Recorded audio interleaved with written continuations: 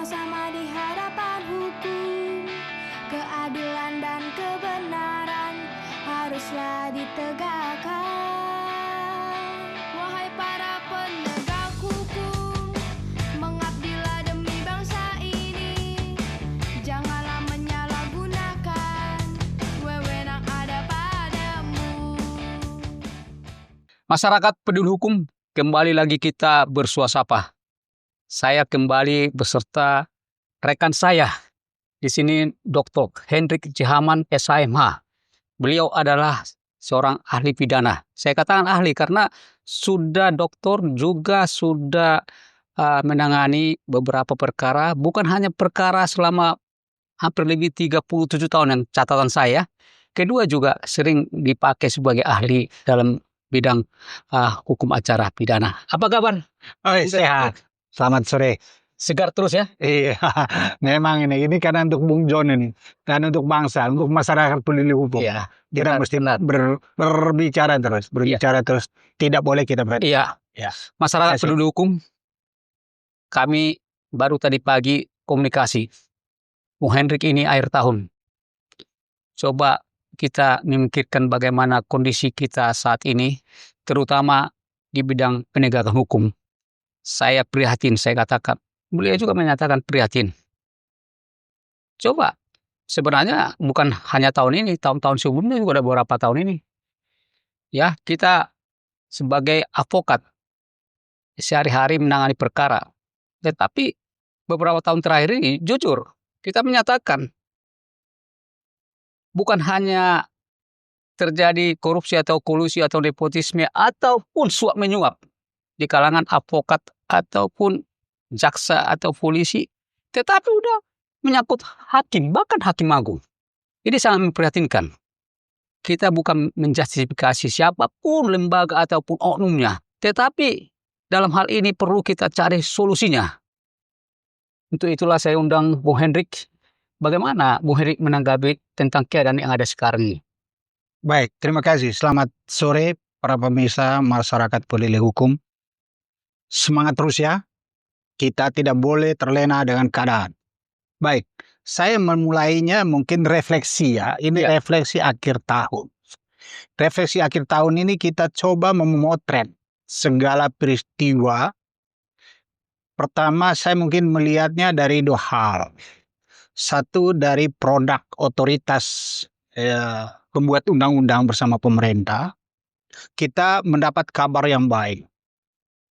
Kabar yang baik bahwa menjelang akhir tahun ini, tepatnya kemarin ya, bulan Oktober, itu hukum acara pidana itu sudah disahkan di paripurna. Itu dalam rangka mengganti kitab undang-undang hukum acara pidana yang sejak 1981 itu dipakailah cara untuk kita menegakkan hukum pidana material. Itu yang pertama. Dan bersamaan juga yang akan kita perlakukan nanti adalah kitab undang-undang hukum pidana yang menggantikan KUHP yang sudah sekian tahun dari perubahan tahun 1946 KUHP dan nanti akan dilakukan. Jadi untuk dua hal ini, dua produk dari DPR ini kita patut hargai, kita patut apresiasi karena ini adalah tonggak bagaimana mau menerapkan hukum itu mulai dari mekanismenya kemudian hukum materialnya. Nah, yang saya lebih fokus lagi itu adalah bagaimana produk dari pemerintah yang saat ini KUHP khususnya itu tidak lagi menerapkan asas yang namanya itu asas pembalasan, tapi lebih kepada dimensi kemanusiaan. Menempatkan manusia itu nomor satu. Artinya tidak dianggap lagi sebagai objek pemeriksaan, tapi sudah merupakan peningkatan penghargaan terhadap harkat dan martabat manusia. Satu contoh adalah hukuman mati itu dibolehkan, namun sangat ketat pelaksananya, dan ini sesuatu yang bagus. Artinya apa? hukuman mati itu di dalam KUHP yang baru nanti akan berlaku 2 Januari 2026. Begitu juga dengan KUHP-nya. Itu adalah suatu kemajuan bagaimana penghargaan terhadap nilai kemanusiaan itu dinomorsatukan sesuai dengan Pancasila, itu yang pertama. Yang kedua itu adalah terkait dengan hak-hak dari advokat. Kita harus bersyukur juga, sekalipun ada kekurangan di sana sini, namun pengakuan terhadap imunitas advokat itu harus kita akui. Memang ada klausul syarat di situ, etikat baik. Ini kan sebenarnya memperlebar. Mestinya afirmatif saja bahwa advokat tidak dapat dituntut pidana dan perdata. Titik. Tidak perlu ada syarat etikat baik, karena itu nanti akan membawa persoalan ini makin tidak jelas. Karena nanti akan menemukan suatu proses sebenarnya bagaimana etikat baik itu. Sekalipun di dalam penjelasan itu organisasi, tapi bagaimana mekanisme untuk memberikan yang namanya kepastian. Sehingga advokat itu tidak diombang-ambingkan. Persoalan yang kedua adalah bagaimana advokat, terutama 3 aparat penegak hukum, karena advokat juga penegak hukum, seperti KPK, kemudian polisi, kejaksaan, di tingkat sidik pra-adjudikasi itu.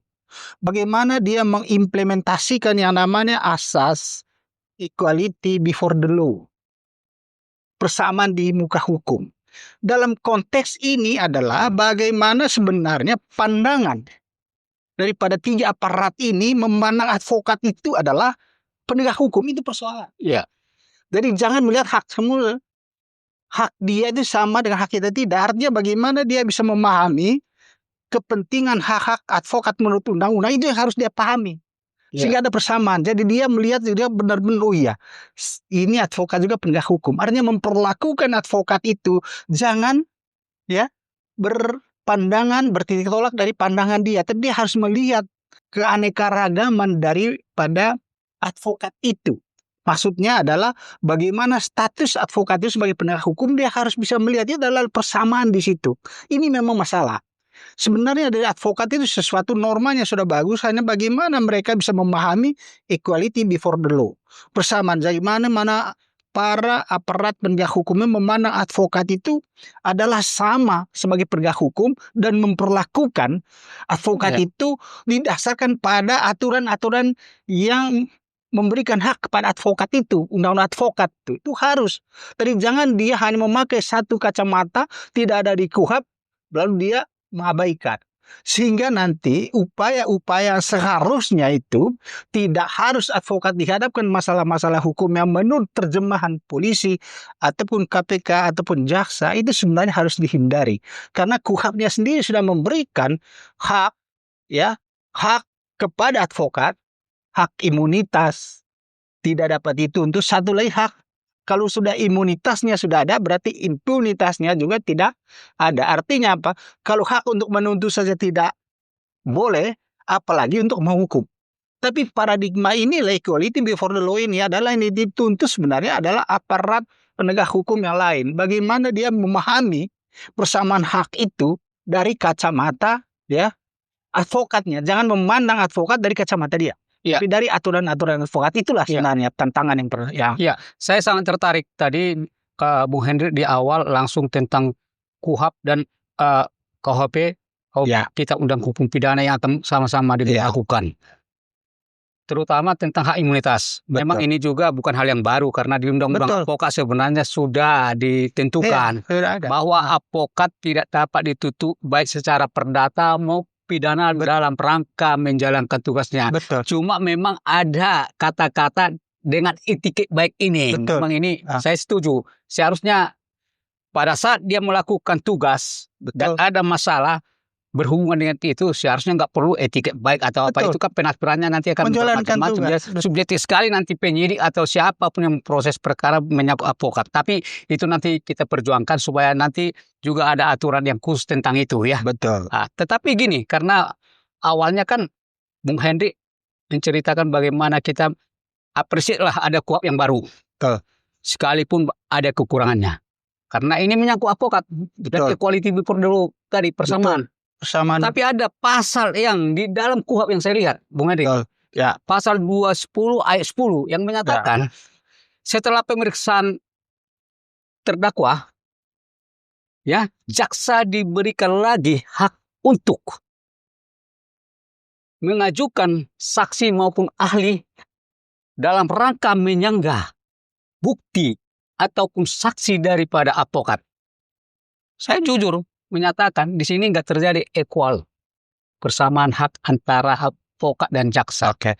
Bagaimana Bung Heri menanggapi itu? Baik, sebenarnya bagian begini kan, aturannya itu kan di atas itu kan sebenarnya terdakwa, Ya. atau penasihat hukum itu gilirannya kan sudah terakhir. Ya. Artinya apa? Semua acara dari jaksa, kemudian ya dari advokat, kan selalu mendapatkan giliran terakhir, selesai, sidang ditutup. Nah kalau itu dibuka kembali, kemudian tidak diberikan hak lagi untuk menanggapi, itu sebenarnya semangatnya itu adalah presumption of guilty.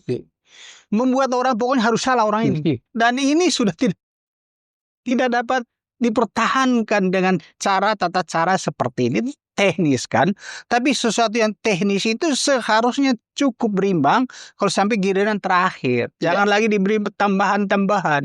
Itu artinya dalam benaknya itu norma itu adalah memberi kesempatan harus salah orang ini. Nah kalau sudah presumption of guilty, untuk apa sidang? Itu yang pertama. Untuk apa hakim lagi? Memberikan kesempatan itu karena apa? Itu nanti akan sangat tergantung pada hakim. Padahal di satu sisi hakim ini begitu luas bisa mengatur persidangan.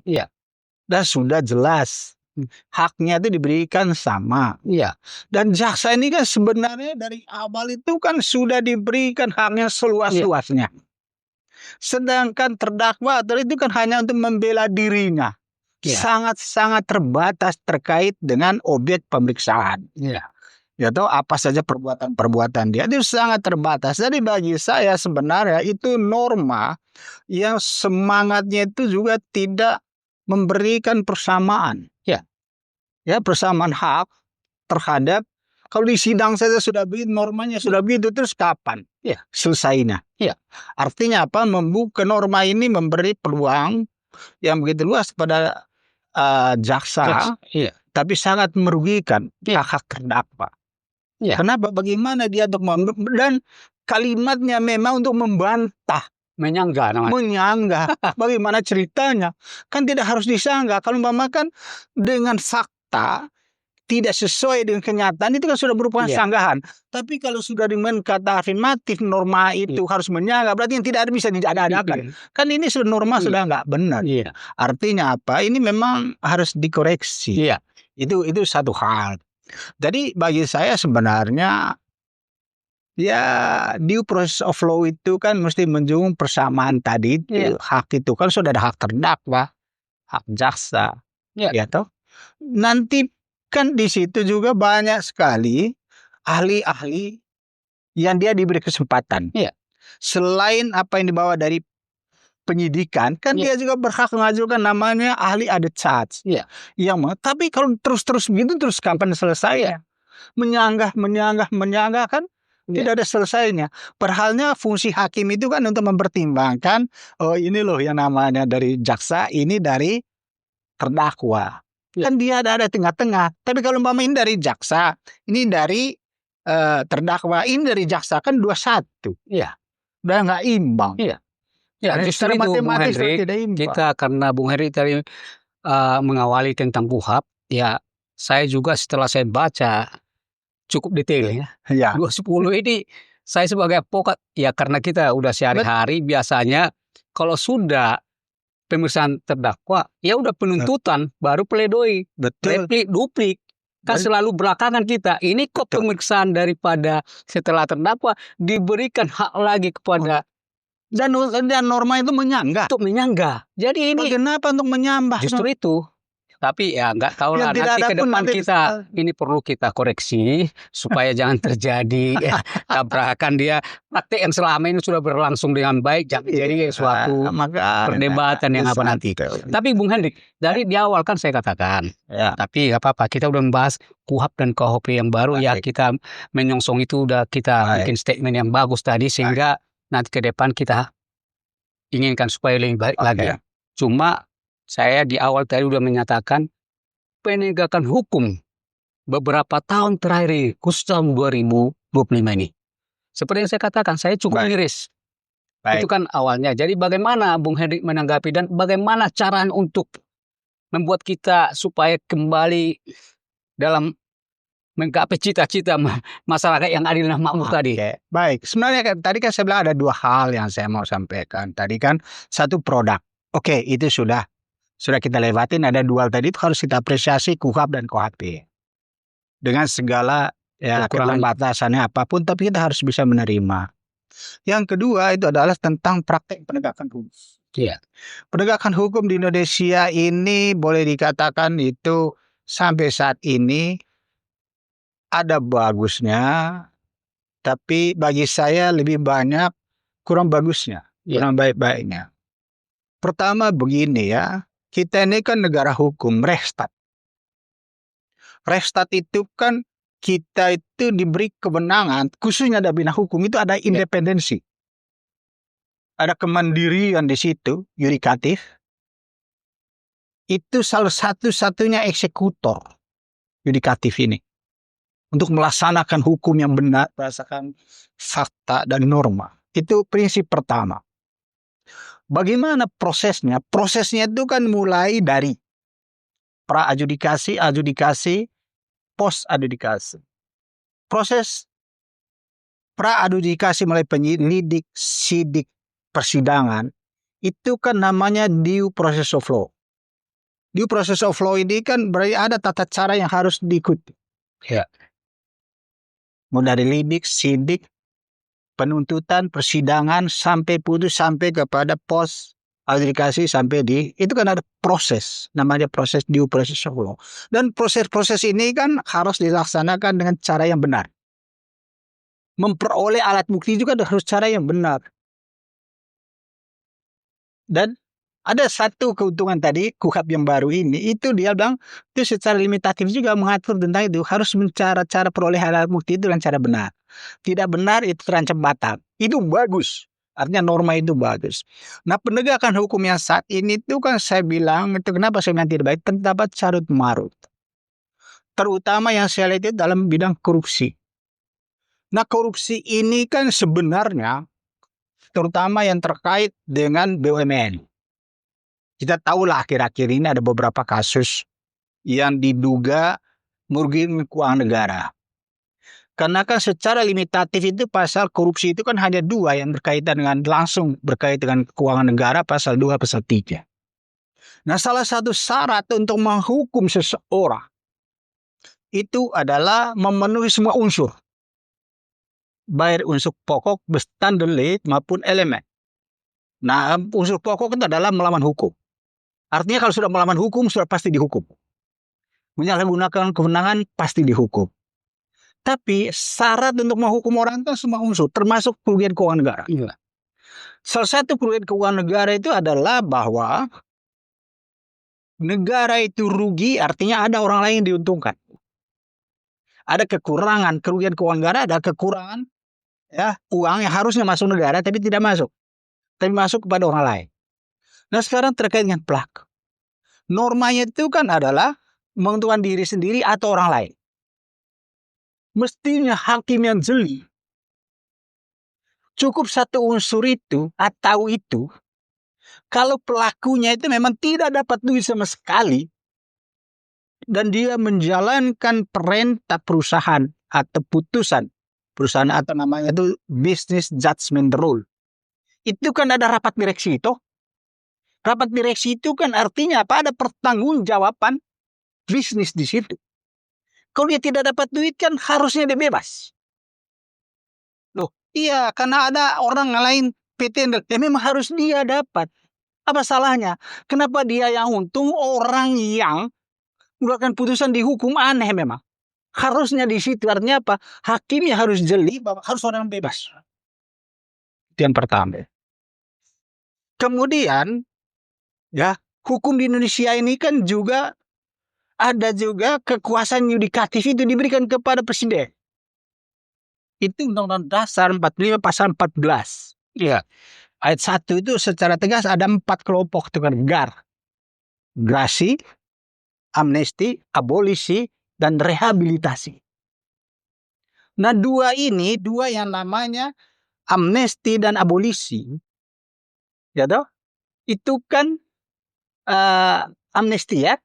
Amnesti itu harus minta pertimbangan Iya. politik DPR toh. Abolisi juga ya. Sedangkan dua ini kan dari Mahkamah Agung. Persoalan yang kita hadapi ini kan kalau kita bicara soal yang namanya integritas. Kalau KPK itu melalui badan yang namanya ACLC, Anti-Corruption Learning Center. Dia memperkenalkan yang namanya itu 9 prinsip integritas. Nah, salah satunya itu kan mesti jujur. Orang yang memberikan pertimbangan kepada presiden dia harus jujur, melihat persoalan dengan jernih. Faktanya, kemudian itu hukumnya, normanya bagaimana, terus bagaimana perilaku orang ini, itu harus dia jujur untuk menilainya. Kemudian dia juga salah satunya itu harus terbuka. Artinya apa? Itu sebenarnya pertimbangan itu harus diumumkan kepada masyarakat. Ini loh dasarnya. Sehingga masyarakat itu tidak berpolemik. Kemudian itu terbuka ya. Kemudian yang ketiga itu adalah salah satunya mandiri. Ya. Jadi mereka ini harus punya sikap yang tidak tergantung, tidak boleh pengaruh, ya, tidak pengaruh pihak lain sehingga memberikan pertimbangan. Oke, kita setuju. Tapi dia harus punya argumentasi rasional. Kemudian harus ada ketanggungjawabnya. Pertanggungjawabnya itu artinya apa? Dia bisa mempertanggungjawabkan kepada publik. Ini loh dasar-dasarnya. Sehingga orang tidak akan melihat sesuatu itu seperti sesuatu kucing dalam karung. Orang tahu, oh iya memang pantas orang ini diberikan. Terkait dengan kasus yang terakhir itu kan seperti ibu itu, saya sejak awal saya mengatakan seharusnya dia tanpa harus ada rehabilitasi dari presiden. Seharusnya dia dari awal bebas. Karena apa saya bilang? Dia tidak mendapatkan apa-apa. Karena unsur kerugian keuangan negara menguntungkan orang lain itu sifatnya alternatif. Iya. Kenapa dia tidak ngambil aja? Hakimnya tidak mengambil saja bahwa oh iya ya, unsur ini dia tidak mendapatkan uang. Ya, bebaskan dia dong. Jangan menunggu, sudah jelas-jelas orang itu menjalankan bisnis untuk negara. Orang lain mendapat untung karena memang ada perjanjiannya. Iya. Kenapa dia dipersalahkan gitu? Orang boleh untung, masa nggak boleh? Namanya business judgment rule itu kan, Iya. ada rapat direksinya. Artinya apa? Segala risiko itu kan menjadi tanggung jawab. Janganlah mengambil alih persoalan yang mengatakan bahwa itu semua keuangan negara. Nah, kalau semua keuangan negara itu memang ada asas dalam hukum pidana itu namanya De autonomie materiële van het strafrecht. jadi ada otonomi hukum pidana di situ untuk boleh memberikan, menafsirkan itu selain undang-undang administratif. Tapi dalam kasus-kasus tertentu tidak tepat. Iya. Kalau semuanya pakai hukum pidana nanti repot itu. Iya. Orang tidak akan bisa mau mengembangkan perusahaan. Itu artinya ya, itu dalam implementasi. Itulah yang saya bilang tadi kurang baik-baik itu. Iya. Jadi ada beberapa yang harusnya hakim bisa mengatasi tanpa harus ada campur tangan menggunakan hak yudikatif yang dimiliki oleh presiden. Iya. Tapi presiden tentunya kan juga boleh-boleh saja gitu. Tapi kan persoalan mendasar itu adalah bagaimana rakyat bisa memahami, bisa menerima dengan kalau tidak ada transparansi, kalau tidak ada keterbukaan. Pertimbangannya kenapa? Terutama dari pihak-pihak yang memberikan kepada presiden pertimbangannya sehingga presiden mengeluarkan putusan itu. Karena apa? Kalau kita kembali lagi soal rehabilitasi kan rohnya itu kan putusan pidana. Iya. putusan pidana itu kalau dalam korupsi itu ada namanya pidana tambahan. Memulihkan nama baik, rehabilitasi memulihkan nama baik. Artinya apa? Orang ini tidak terbukti bersalah. Iya. Tapi kalau ini sudah diambil alih, kalau ini kita mencarikan dasar hukumnya agak sulit kalau secara tertulis. Iya. Tapi kalau pendapat orang boleh-boleh saja. Apakah itu mau diciptakan? Oh iya, dulu ada seperti ini. Katakanlah konvensi. Kalau konvensi itu kan, kalau di dalam hukum kan ada namanya asas ter decisis. Asas jadi jurisprudensi, jadi melihat putusan terdahulu. Tapi kan ini agak repot. Kalau kita mau mencari-cari, mencocok-cocokkan itu kan kurang bagus.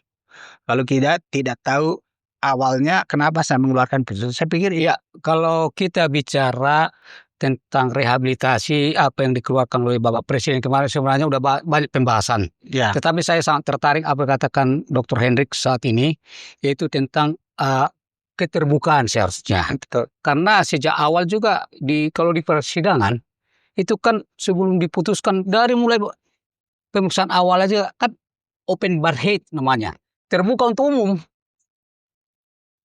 Memutuskan dalam pertimbangannya kan terbuka. Begitu abolisi amnesti yang hak daripada presiden yang ada 4 tadi ya seharusnya harus terbuka dalam pertimbangannya, diekspos. Ini loh alasannya. Itu Sehingga akan lebih tidak terjadi multitafsir di dalam masyarakat. Tapi tentang hal ini Pak Hendrik, barusan kita nanti akan kita bicarakan Oke. secara khusus. Ya. Kembali kepada yang awal tadi. Ya. Keadaan kita ini kan kalau saya menyatakan di awal tanpa bermaksud untuk menjustifikasi lembaga penegak hukum karena memang tahun 2025 ini sungguh banyak masalah-masalah hukum untuk mengembalikan kepercayaan masyarakat dalam rangka penegakan hukum. Ya seperti yang kita udah sepakati tadi memang terpuruk ya 2025 ini untuk mengembalikan baik dari segi lembaga penegak hukum, kepolisian, Mahkamah Agung dan peradilan di bawahnya, begitu juga kejaksaan, terutama juga advokat, organisasi advokat ya. Ya perlu saya rasa memberikan sesuatu keinginan untuk merubah sikap sehingga penegak hukum benar-benar bisa terwujud dengan baik. Bagaimana menurut Bung Heri? Sebenarnya ini kan aturan kita ini semua sudah bagus. Tinggal kita ini sekarang mau atau tidak. Ini kultur. Kalau kita sudah dalam diri ada sifat untuk mengatakan tidak, membangkang, disobedient itu susah. Karena salah satu ciri integritas itu ucap, kata, dan perbuatan. Artinya contoh. Ya. Taat azas. Ya. Kalau azasnya itu sudah tertulis bahwa itu tidak boleh, jangan kita bilang, oh ya, tapi kan itu di kertas. Boleh-boleh saja. Artinya, perilaku kita itu ucap kata, itu harus satu. Siapa? Dari atas lah. Dari pimpinan. Dari pimpinan Mahkamah Agung sampai kepada kebawahannya. Eksekutif juga begitu. Organisasi juga begitu. Dari pimpinan sampai bawahan. Jadi jangan kita mau membuat terjemahan-terjemahan sendiri karena tidak sesuai dengan apa yang kita inginkan. Dan ini memang fenomena postmodern itu. Setiap individu itu ada kekhasannya, itu mengklaim kebenaran sendiri. Mengklaim kebenaran sendiri. Contoh ini kan, medsos semua mengatakan benernya sendiri. Bagaimana kontrolnya? Ditutup, tetap aja besok buka lagi. Tapi memang ini apa sebenarnya? Tingkah perilaku dari para pemangku. Kalau mereka umpamanya ucap katanya itu sesuai, saya yakin semua itu akan hilang dengan sendiri. Klaim kebenaran banyak sekali yang di masyarakat ini. Kita tidak lagi mengakui yang namanya itu otoritas. Institusi. Dipersoalkan. Mau ngomong benar pun institusi itu tetap menurut dia yang tidak suka tetap aja salah. Apalagi kalau salah. Artinya apa? Ciri fenomena postmodern itu setiap individu mengklaim kebenarannya sendiri sih memang cukup sulit. Apalagi dengan adanya kemudahan sarana digital ini, itu memang tantangan berat bagi kita. Tapi sebenarnya satu kunci adalah hadirnya negara di situ. Negara harus bisa memberikan contoh. Ucap, kata, perbuatannya itu dia harus bisa melaksanakan. Ya, contoh tadi seperti yang saya bilang tadi. Korupsi oke, kita semua berantas korupsi. Kalau kita suruh mengatakan baik, ya, saya tidak hukum tapi kembalikan, tapi beritahukan kepada masyarakat, ini loh yang dikembalikan sama dia. Ya. Kerugiannya seperti ini, mungkin masyarakat bisa memahami. Tapi kalau tidak kan susah. Berarti Keterbuka. harus dari justru penguasa. Penguasa lah. Penguasa dalam arti kalau dia di bidang hukum ya dari mulai atas ya Mahkamah Betul. Agung ya pengadilan, kepolisian juga Betul. dari mulai atas Kapolri, begitu juga nanti di organisasi pimpinannya juga harus memberikan contoh kepada anggota-anggotanya atau menginstruksikan supaya melakukan sesuai dengan hal yang aturan yang ada. Jadi tidak terjadi seperti yang sekarang kita kolusi, suap menyuap. Oh itu harus itu. jauh. Itu maksud saya. Jadi kan banyaknya keadaan ini ya dari awal saya katakan sangat miris kita. Bagaimana masyarakat percaya kepada hukum dan penegakan hukum kalau oknum penegak hukum sendiri juga masih bermain mata Itu dia. di dalam rangka menjalankan tugas profesinya. Itu dia, tidak mulia lagi. Itu satu. Kedua, ada satu lagi kan jangan sampai pusat kekuasaan itu menjadi pusat kejahatan. Pusat kekuasaan. Iya. Crime of the power. Jadi itu berat. Bagaimana kita bisa mengontrol kalau umpamanya suatu perkara direkayasakan oleh penguasa? Iya. Kan banyak yang kita lihat ini sampai ribut-ribut sekarang itu. Iya. Ya toh? Sampai ribut-ribut apa lagi macam-macam lah itu. Ya, kita sudah tahu lah itu. Ada ijazah palsu lah, apa segala macam, ada parcok, ada apa. Kan ini fenomena di masyarakat. Jangan sampai klaim yang menamakan bahwa crime of the power itu jangan sampai ada di sini. Bagaimana supaya kita bisa mengontrol tindakan para aparat khususnya di bidang hukum itu, bahwa suatu perkara itu sebenarnya itu adalah urusan bukan jahat tapi dibikin jahat. Dan yang kita tahu adalah bidang advokat. Banyak kita temuin advokat yang menjalankan tugas ada hubungan dengan klien tapi itu bisa dibikin jahat. Bisa, atau istilah umumnya kriminalisasi. Nah ini kan persoalan. Nah kalau mereka tidak transparan, tidak mau menerima yang tadi saya bilang itu equality before the law, bagaimana pandangan advokat, artinya dia yang perlu memahami. Dia harus memahami bagaimana tentang kehadiran advokat itu, undang-undang yang melindungi advokat itu. Dia harus bisa paham, dia serapi. Oh iya, kalau begitu saya tidak bisa menerapkan ini. Ini kan persoalan. Ya. Nah kalau sepanjang dia tidak mau memahami saja tentang undang-undang yang terkaitan dengan di luar daripada institusinya itu akan berbahaya. Ya. Nanti apa yang mengatakan bahwa dia menerjemahkan hukum itu adalah sesuai dengan maunya dia. Dan ini sangat berbahaya. Sehingga jangan sampai ya crime of the power itu tidak boleh ada. Ya. Tidak boleh ada itu. Kalau tidak itu, wah itu bahaya. Berarti penegakan hukum ini benar-benar harus berdasarkan hukum yang berlaku dan harus jujur, harus tulus dan benar-benar tegak lurus ya. Betul. Artinya harus. Bukan karena dipengaruhi atau intervensi, apalagi itu intervensi kepentingan politik. Bah, itu Ya lebih kan? jauh lagi. Ini lebih jauh lagi ya. Memang perlu kita bicara lagi Bung Hendrik lebih jauh, tetapi konklusinya bahwasanya memang kita harus kembali kepada integritas moral dalam rangka menjalankan tugas profesi siapapun dia, terutama di bidang penegakan hukum. Iya. Jadi apa statement terakhir Bung Hendrik untuk refleksi akhir tahun ini sehingga kita ke depan lebih baik lagi? Ya, kalau saya mengatakan itu ya, marilah kita tegakkan keadilan agar dunia ini tidak binasa. Marilah kita tegakkan keadilan agar dunia tidak binasa. Wah, mendalam sekali ya, saudara. Ya. Ya, Kalau yang lain kan fiat justisia ruat kolom. ya. Kalau saya mengatakan Fiat justia ne pereat mundus. Tegakkan keadilan agar dunia tidak binasa. Ya. Demikian masyarakat peduli hukum. Ya. Benar-benar perbincangan atau konklusi tadi atau statement terakhir. Mari kita tegakkan keadilan ya. Ya. Tentu keadilan itu dari situ hukum ya. Agar dunia tidak binasa.